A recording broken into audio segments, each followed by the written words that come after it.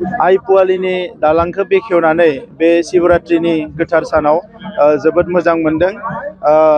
बे ओनसोलनि बेटबारि आरो बे साहा ओनसोलनि रायजो राजाफोरनि थाखाय बियो जोबोद गिदिर मोनसे एचिभमेन्ट।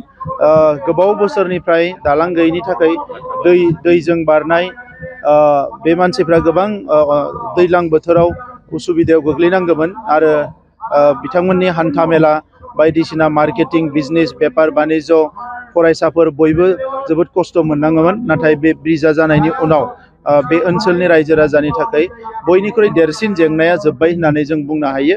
दा आङो रायजो राजाफोरखौ खावलायो जे गोजोन थासारि फैबाय, लामा दालांबो जाबाय, दा जाहाथे बयबो फरायसाफोरखौ मोजाङै लेखा फरायहोनायाव, मोजां आबाद मावनायाव आरो समाजखौ मोजाङै जौगालांनायाव बयबो गोसो होयो। बयबो जाहाथे खौसेयै हारिनि एना एनिफोरखौ गारनानै खौसेयै आवगायलांनायनि थाखाय आवगायबोयो, आं बेखौनो खावलायो। आरो UPPL हान्जानिफ्राय आं स्पेसियेलि खावलायनो सानो जे UPPL हान्जानि थांखियानो जाबाय सोरगिदिं जौगानाय, ओनसोलाव गोजोन थासारि लाबोनाय आरो जोंनि माहारिनि गासैबो जेंनाफोरखौ सुस्रांनानै बड'फा उपेन्द्रनाथ ब्रह्मआ दायित्व होलांनाय जि गेरेमसा बर' माहारि, बेखौ दानायानो जोंनि थांखि। दा बे थांखियाव जाफुंसार जानांगौब्ला जों खौसेयै आवगायलांनांगोन।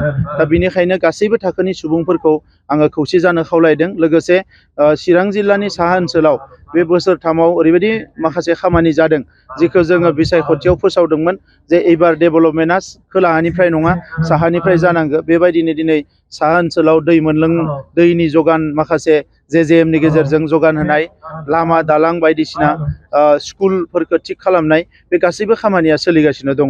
दा नंखायनो चिरां जिल्लानि साहा ओनसोलनि रायजो राजाया जाहाथे जेबो गोनो गोथो जाया, गोख्रोङै गसङो आरो फैबाय थानाय लकसभा बिसायख'थिया फैगासिनो दङ। जोंनि जि दानि थासारि बेखौ आरोबाव फोसाबनो, आरोबाव जौगाहोनो थाखाय जोंनो सासे गोख्रों MPनि गोनां जागोन। दा नंखायनो गासैबो रायजो राजाया जाहाथे खौसे जानानै बयबो गसङो, आं बेखौ खावलायदों।